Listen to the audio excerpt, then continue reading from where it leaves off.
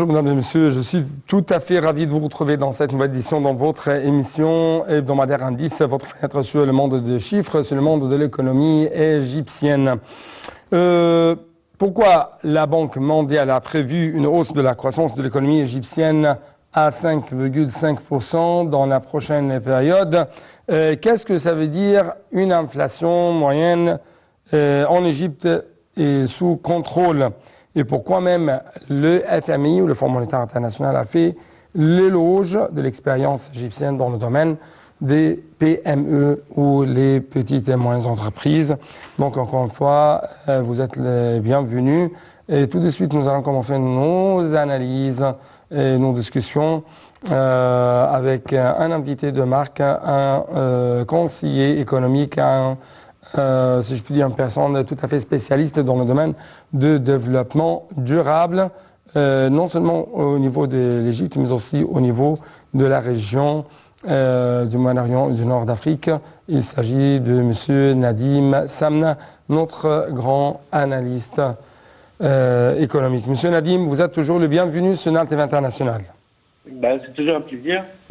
Merci beaucoup pour nous rejoindre à travers la ligne de NAL TV International. Et très rapidement, aujourd'hui, nous allons vous proposer des indices, même des déclarations très importantes en ce qui concerne l'économie égyptienne. Et bien sûr, nous attendons plus d'analyses, plus d'éclaircissements de votre part pour décoder, déchiffrer qu'est-ce que ça veut dire ces indices.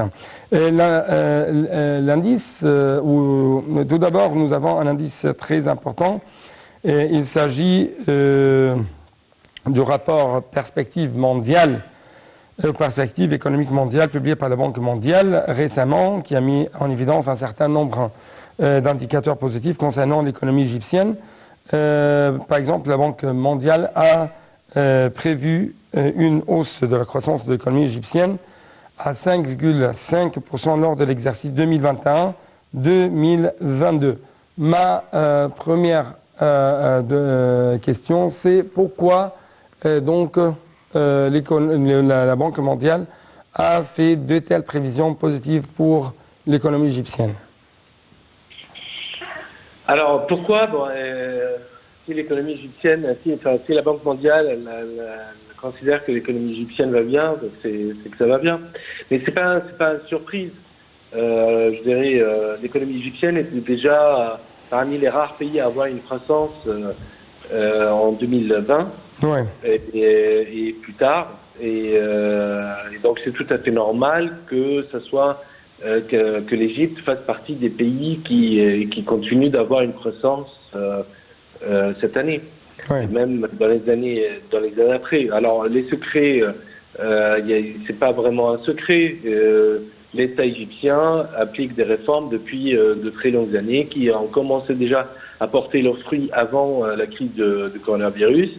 Et ça continue. Là, l'économie égyptienne est plus solide. On voit qu'il y a plein d'indicateurs qui sont au vert, que ce soit les revenus du canal de Suez, les revenus des Égyptiens à l'étranger, les exports de plein de produits sont en augmentation. On voit bien, il y a beaucoup de projets, il y a le taux d'emploi il augmente.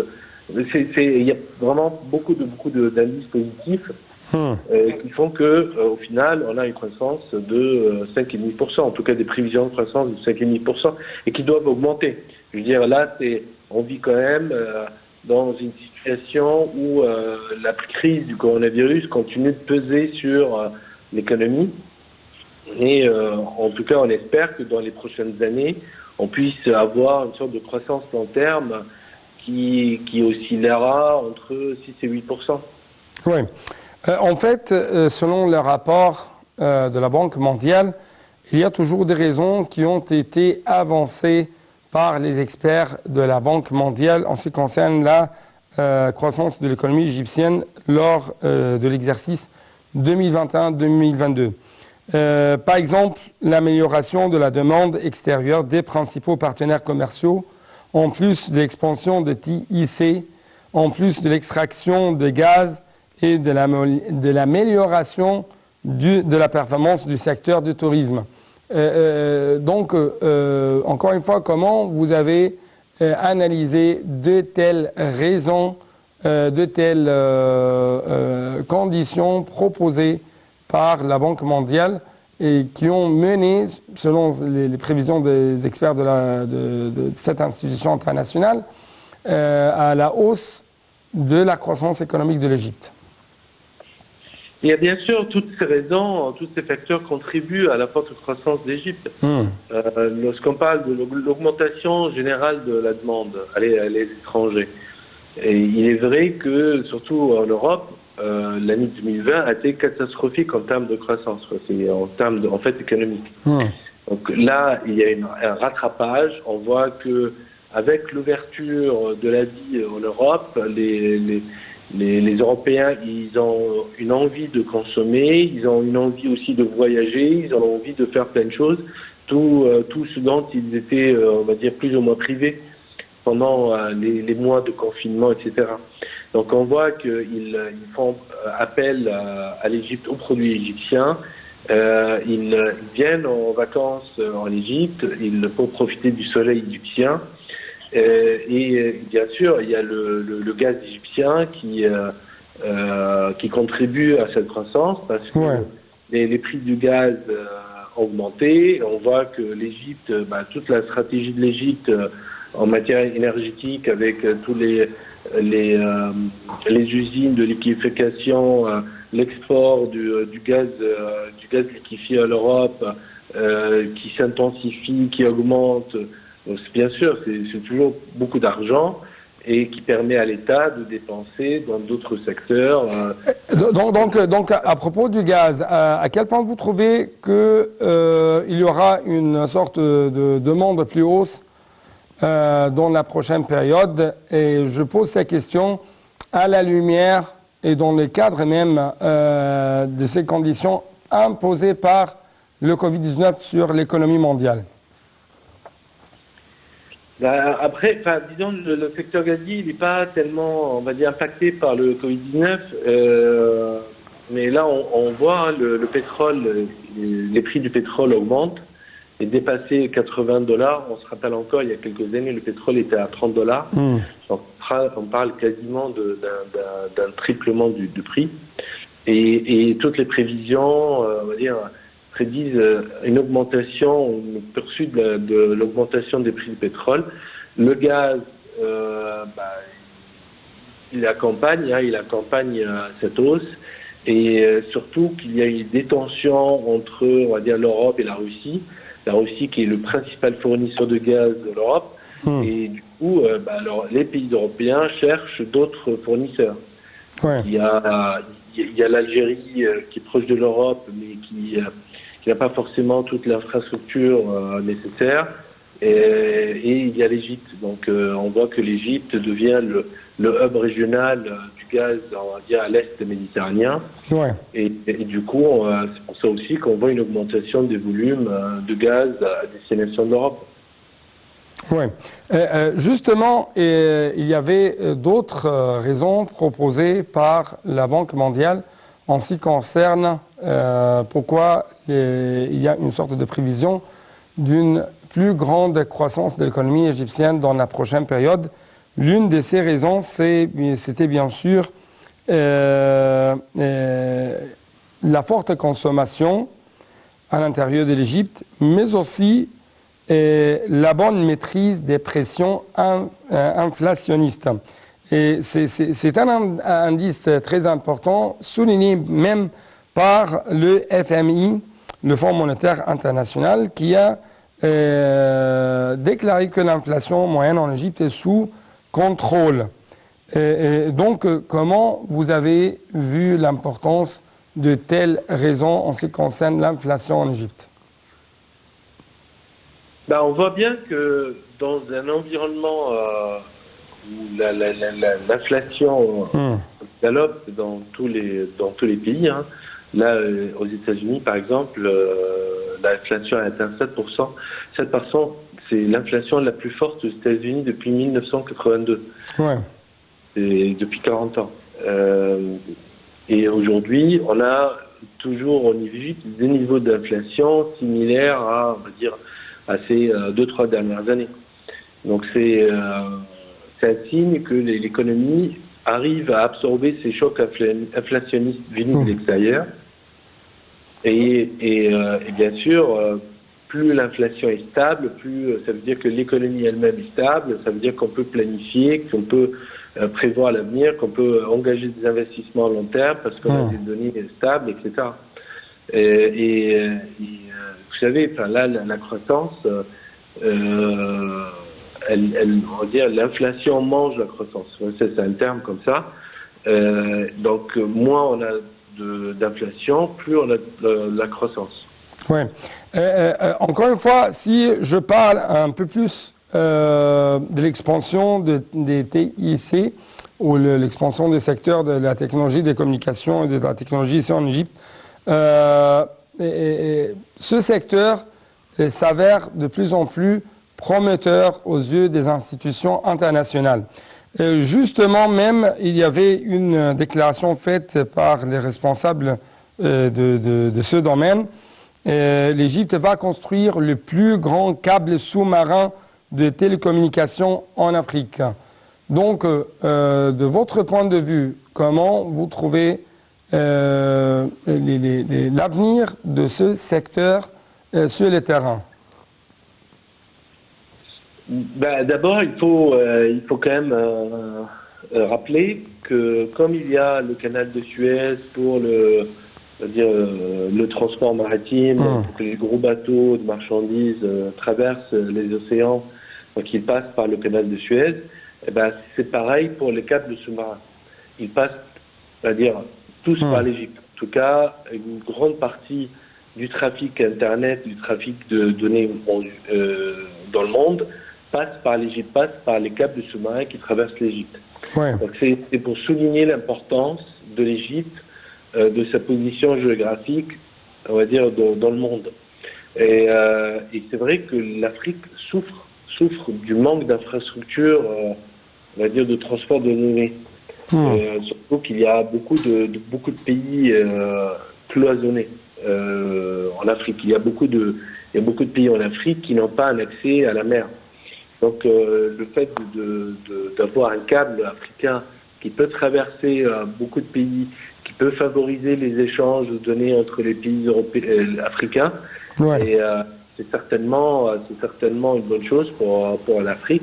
Ça montre aussi la volonté politique de se rapprocher des pays africains et d'enraciner l'Égypte avec dans ses terres africaines et améliorer la relation avec ses frères africains et les faire profiter de l'expérience, de son expérience dans la gestion, on va dire, des câbles de données, des grands câbles maritimes de données. Oui. De votre point de vue, en tant qu'un expert, bien sûr économique, mais aussi un expert spécialiste dans le domaine du développement durable, cette évolution positive mentionnée dans les rapports internationaux concernant l'indicateur de l'économie égyptienne, à quel point donc ça va renforcer de plus en plus la confiance dans les démarches entreprises par l'État égyptien et encourager même à réaliser de meilleurs résultats d'une manière qui affecte positivement l'économie et l'avenir des citoyens. Je parle même de ces politiques adoptées par l'État égyptien visant à doper de plus en plus, par exemple, non seulement l'industrie, mais aussi doper les démarches visant à améliorer l'avenir et la vie, la qualité de la vie des Égyptiens d'aujourd'hui. C'est le principe même du développement durable. C'est d'une part, c'est donner les moyens à tous les pays et d'avoir une croissance, on va dire, vraiment durable, c'est-à-dire qui dure très longtemps. Ouais. Et ça vient par des objectifs sociaux, des objectifs environnementaux, des objectifs économiques.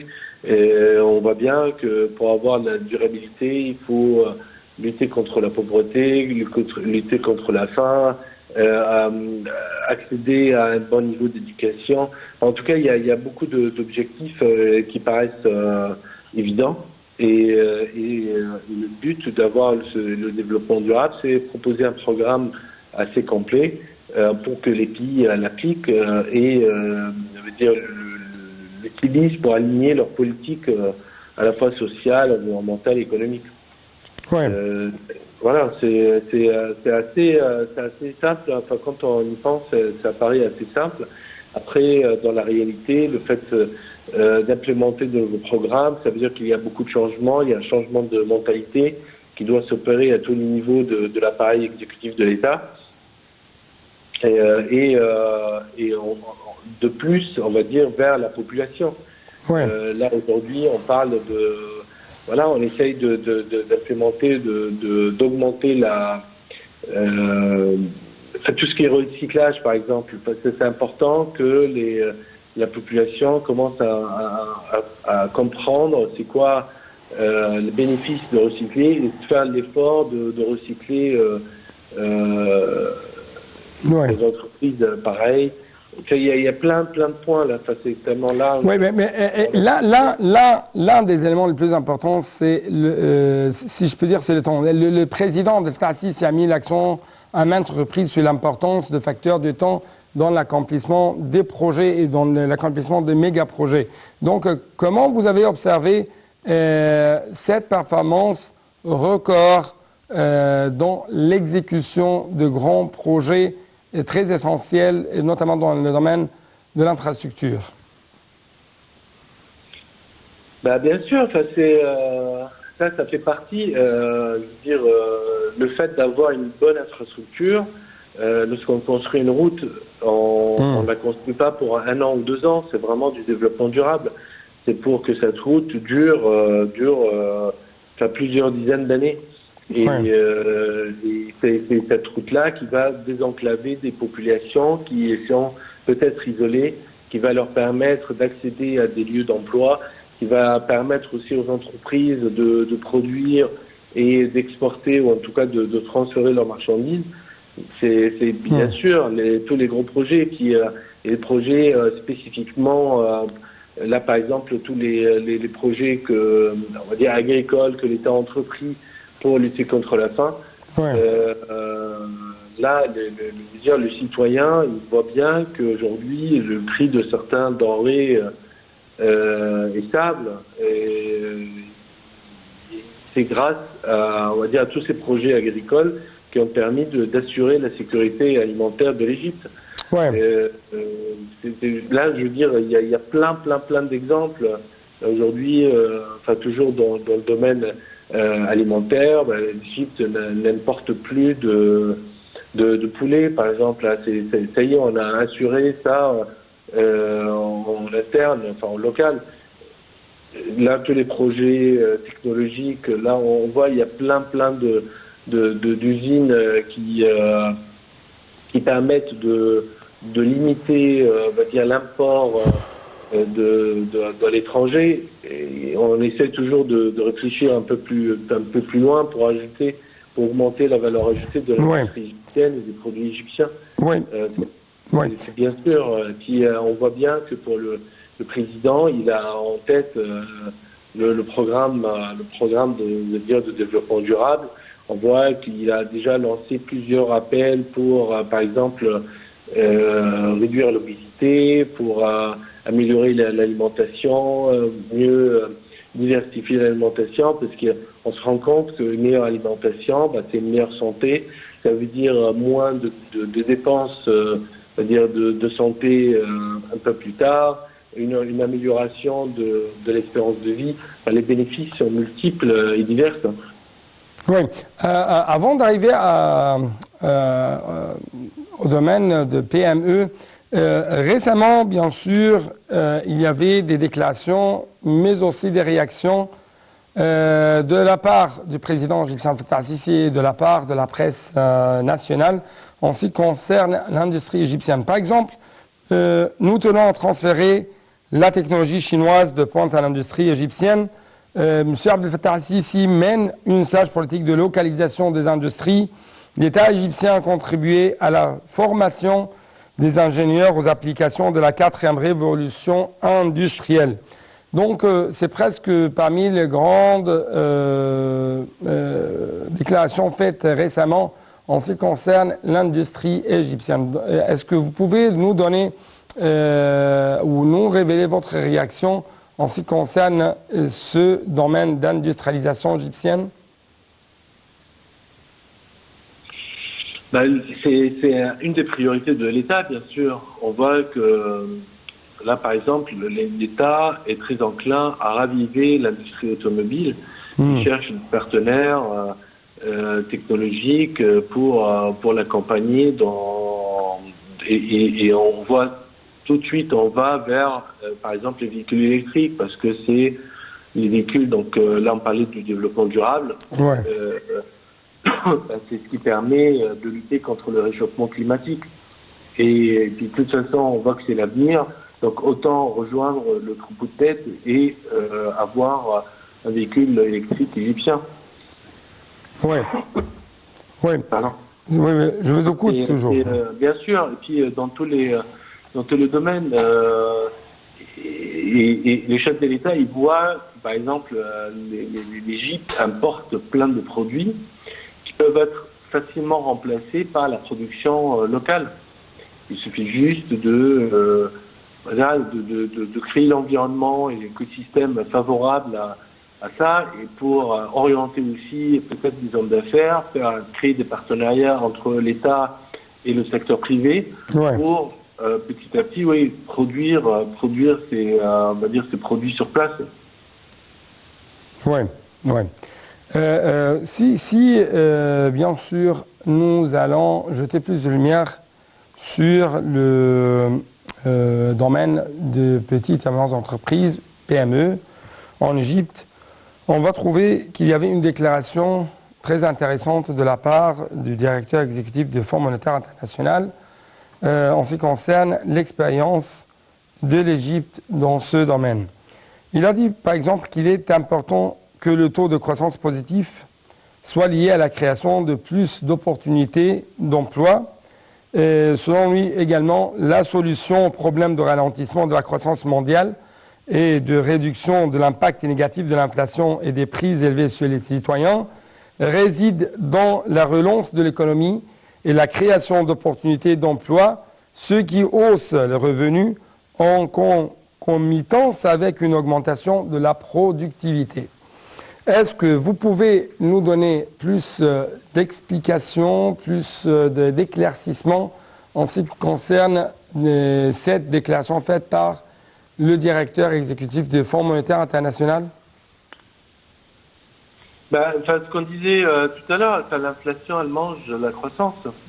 De manière très simple, lorsqu'on a des cycles inflationnistes, on commence à augmenter les prix, et puis on essaie d'augmenter les prix, donc les salaires augmentent, donc le coût de revient de production augmente, du coup on est obligé d'augmenter les prix de nouveau, et ainsi de suite. Et ça devient des cycles inflationnistes. Et pendant ces cycles, on n'essaie pas tellement d'améliorer la productivité, d'améliorer la qualité aussi des produits.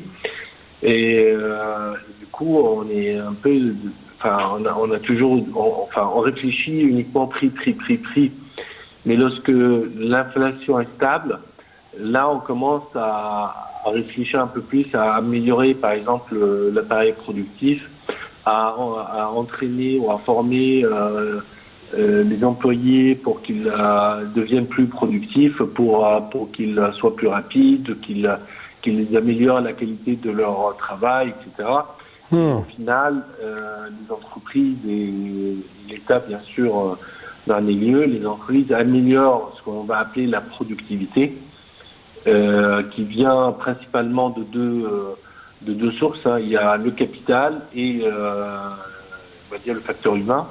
Donc le capital, c'est en achetant des machines, des nouvelles machines qui vont augmenter la cadence de production, mais aussi l'amélioration de la productivité humaine, elle est très importante. Et ça vient par la formation en continu de tous les employés. On essaie de leur inculquer de nouvelles compétences. Et au final, c'est comme ça qu'on va dire l'économie assure la croissance et la croissance durable également. Oui. J'ai actuellement un indice très important en ce qui concerne l'économie égyptienne. Cette fois-ci, il s'agit de l'adhésion de l'Égypte à la nouvelle banque de développement, anciennement connue sous le nom de la banque de développement des BRICS. Et selon, par exemple, les responsables égyptiens, c'est un témoignage de confiance en la résilience de l'économie égyptienne. Mais ma question se pose-t-elle, qu'est-ce que ça veut dire cette adhésion, de votre point de vue, à cette banque, et comment nous pouvons profiter de cette banque de renommée internationale? Alors, d'abord, le scandale de BRICS, ce sont les pays qui, on va dire, c'est les pays qui ont des économies fortes, qui sont en pleine croissance, et c'est pour ça qu'ils se sont regroupés pour partager leurs expériences, pour partager aussi leur savoir-faire et permettre à d'autres pays en développement on va dire de croître et de poursuivre leur croissance. Donc le BRICS, c'était le Brésil, la Russie, l'Inde, la Chine et l'Afrique du Sud. Ouais. Et le fait que l'Égypte rejoigne ce club, si on peut parler comme ça, c'est un témoignage on va dire du potentiel de l'économie égyptienne. Après, l'Égypte a quand même une grande expérience, on va dire, dans tout ce qui est développement. L'Égypte a reçu l'année dernière environ 10 milliards de dollars de fonds de développement. Ouais. Donc il y a beaucoup de programmes, et il y a beaucoup de programmes qui sont montés grâce à ces fonds. Et le but, c'est de partager cette expérience avec les autres pays et aussi on va dire, implémenter ou diffuser cette expérience avec même d'autres pays, pourquoi pas. Ouais. Commencer à jouer le rôle de développeur envers des pays, notamment en Afrique. Oui.